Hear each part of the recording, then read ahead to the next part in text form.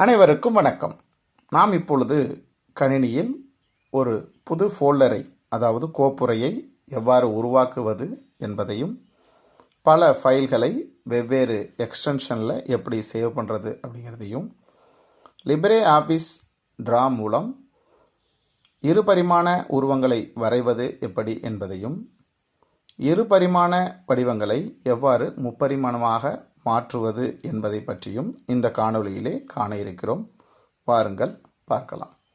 முதலில் கணினி திரையில் வெற்றிடத்தில் மவுஸினுடைய ரைட் கிளிக் செய்தால் தோன்றும் பாப்அப் மெனுவில் சுட்டியை நகர்த்தி நியூ என்பதற்கு அருகில் கொண்டு சென்றால் தோன்றும் பாப்அப் மெனுவில் ஃபோல்டர் என்று முதலில் இருப்பதை தேர்வு செய்யவும்.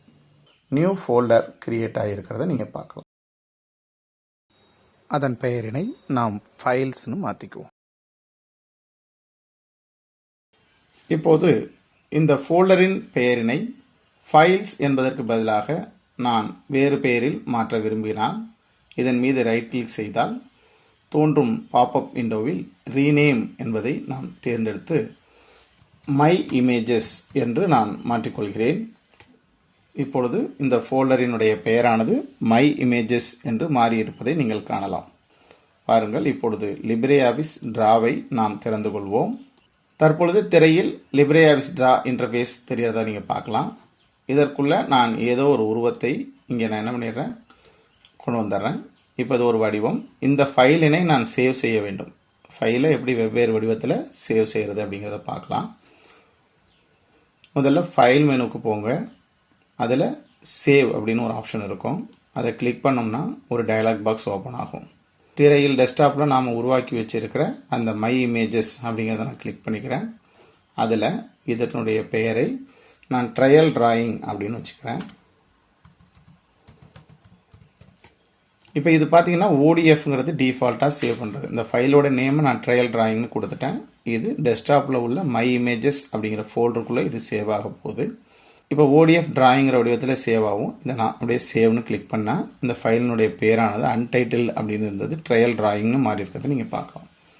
இதே ஃபைலை நான் இப்போ எக்ஸ்போர்ட் அஸ் அப்படின்னு ஒரு ஆப்ஷனில் கிளிக் பண்ணால் இதே ஃபைலை நான் என்னவா பண்ணலாம், பிடிஎஃப் ஃபைலாக சேவ் பண்ணிக்கலாம். ட்ரையல் டிராயிங்கிறது மை இமேஜஸ்க்குள்ள பிடிஎஃப் போர்ட்டபிள் டாக்குமெண்ட் ஃபார்மேட்டாக சேவ் ஆக போகுது. இது கூடுதல் ஃபைலாக சேவ் ஆகும். இதே ஃபைல் மெனுவில் எக்ஸ்போர்ட்னு ஒரு ஆப்ஷன் இருக்கும். அதை கிளிக் பண்ணும் பொழுது நான் இந்த டவுன் ஆரோவை பாருங்கள், இதை கிளிக் பண்ணுறேன்.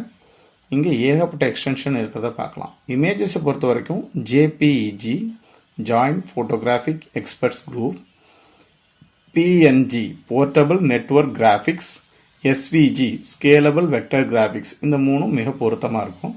ரைட்டுங்களா? இப்போ நான் இதை பிஎன்ஜி அப்படின்னு சொல்லி கிளிக் பண்ணி இப்போ நான் சேவ் கொடுத்துட்டா அது சேவ் ஆகிடும். இந்த மை இமேஜஸ்ங்கிற ஃபோல்டரை ஓப்பன் பண்ணி பார்க்குறோம். நாம் சேமித்து வைத்திருக்கக்கூடிய 3 ஃபைல்களும் இங்கே இருக்கிறத பார்க்கலாம். ஸோ 3 ஃபைலும் இந்த டெஸ்க்டாப்பில் இமேஜஸ் அப்படிங்கிற ஃபோல்டருக்குள்ளே இருக்கிறத நீங்கள் பார்க்கலாம். இவ்வாறு நமக்கு தேவையான ஃபைலை நாம் என்ன பண்ணிக்கலாம், தேவையான இடத்துல சேவ் பண்ணிக்கலாம். வெவ்வேறு எக்ஸ்டென்ஷனில் நம்ம சேவ் பண்ணிக்கலாம். இப்போ நம்ம லிப்ரே ஆஃபீஸ் ட்ரா இன்டர்ஃபேஸை தெரிஞ்சுக்கலாம். இது டைட்டில் பார், இது மெனு பார், இது பார்த்திங்கன்னா ஸ்டாண்டர்ட் டூல் பார்னு சொல்லுவோம். இது டிராயிங்க்கான டூல் பார்ஸ், இது டிராயிங்க்காக உள்ளது. இங்கே இருக்கக்கூடிய பென்சில் லோகோ இங்கே கிளிக் பண்ணுறேன். இதில் வந்து லைன் மட்டும் வரைஞ்சி ஒரு ஓவியம் வரையணும் அப்படின்னா இந்த பென்சிலில் லைன் வரைகிற டூல் எடுத்துக்கிறேன். இதை எடுத்து நான் அப்படியே ஒரு மலைகள் மாதிரி வரைகிறேன். இப்போ இதனுடைய லைன் கலரை நான் மாற்றணும் அப்படின்னா இந்த இடத்துல டவுன் ஆரோ கிளிக் பண்ணால் தேவையான கலருக்கு இதை மாற்றிக்கலாம். ஒருவேளை நான் வரையும் போதே இதில் வண்ணமும் தீட்டப்பட்டால் நல்லாயிருக்கும் அப்படின்னு தோணுனா இதே பென்சில் லோகோவில் வித்து கலர்களோட ஒரு ஆப்ஷன் இருக்கும், ஃப்ரீ ஃபார்ம் லைன் ஃபில்டு, அந்த ஆப்ஷனை செலக்ட் பண்ணிக்கிறோம். இப்போ இதே டிராயிங்கை நான் வரையும் போது எப்படி இருப்பாருங்க, இப்படி மலை மாதிரி நம்ம உருவாக்குறது. ஓகே, இதனுடைய வண்ணத்தை நாம் நிரம்பி இருக்கிறதுனால இதனுடைய வண்ணத்தை நம்ம டபுள் கிளிக் பண்ணும் பொழுது இப்போ பாருங்கள் ஃபில் கலர் ஆப்ஷன் இருக்கும். இதை கிளிக் பண்ணி நீங்கள் மலைக்கான எந்த கலர் கொடுக்குறனாலும் மாற்றிக்கலாம். ரெடிமேடாக இருக்கக்கூடிய இந்த கேலரிங்லேருந்து நீங்கள் தேவையான இமேஜஸ் கொண்டு வந்து நீங்கள் விருப்பப்பட்ட இடத்துல நம்ம என்ன பண்ணிக்கலாம், வச்சுக்கலாம். இப்போ நான் கண்ட்ரோல் ஏ கொடுத்து எல்லாத்தையும் டெலீட் கொடுத்துட்றேன். இப்போது நாம் ரெடிமேடாக இதில் இருக்கக்கூடிய இந்த 2D ஷேப்ஸ் நிறைய ஆப்ஷன்ஸ் இங்கே இருக்கிறத நீங்கள் பார்க்கலாம். விருப்பப்படுறத நீங்கள் ஒவ்வொன்றா நீங்கள் ஜஸ்ட் மவுஸ் என்ன பண்ணனா போதும், அதை செலக்ட் பண்ணிக்கணும். அதுக்கடுத்தது நமக்கு தேவையான இடத்துல வச்சு லெஃப்ட் சைடில் உள்ள மவுஸ் சைடை கிளிக் பண்ணிக்கிட்டே அப்படியே ட்ராக் பண்ணோம்னா அது பெருசாக வரதை பார்க்கலாம். இப்போ அடுத்ததாக நான் என்ன செய்கிறேன் அப்படின்னா, ஒரு 3D ஆப்ஜெக்ட் டைரெக்டாக வரைகிறதுக்கும் இந்த லிப்ரேஸ்டாவில் இருக்க ஆப்ஷன்ஸ் லைக் திஸ் நம்ம 3D இமேஜஸையும் டைரெக்டாக இதில் வரைய முடியும். இப்போ இந்த 2Dயாக இருக்கக்கூடிய இந்த செவ்வகத்தை டிரான்ஸ்ஃபர்மேஷன் அப்படின்னு ஒரு டூல் இருக்கும். இந்த இடத்துல இருக்கு பாருங்கள். இதில் மூன்றாவதாக இருக்கக்கூடிய அதை கிளிக் பண்ணிக்கிறேன். அதை கிளிக் பண்ணோன்னே இந்த ஒரு 2 டாட்ஸ் உருவாயிருக்கும். இப்போ இந்த செவ்வகத்தின் மீது ஒரு சிங்கிள் கிளிக் பண்ணோன்னே இது என்னவா மாறிட்டு பாருங்கள், ஒரு உருளை வடிவத்துக்கு மாறி இருக்கிறத நீங்கள் பார்க்கலாம். வேறொரு வடிவத்தை எடுத்துக்கிறேன். ரைட். இப்போ இதுலேயே இந்த செட் இன் சர்க்கிள்னு ஒரு ஆப்ஷன் இருக்கும். So select the convert the object into கர்வ்னா கர்வாக மாற்றிக்கலாம். பாருங்கள், இந்த இடத்துல ஒரு லைட்டான வளைவு தோன்றும். இதை வச்சு இதை நான் எப்படி வேணாலும் வளைந்த உருவமாக மாற்ற இயலும். புரியுதுங்களா? ஸோ இப்படி நமக்கு விருப்பப்பட்ட வடிவத்தில் இந்த கொடுக்கப்பட்ட உருவத்தை 3Dயாக மாற்றலாம்.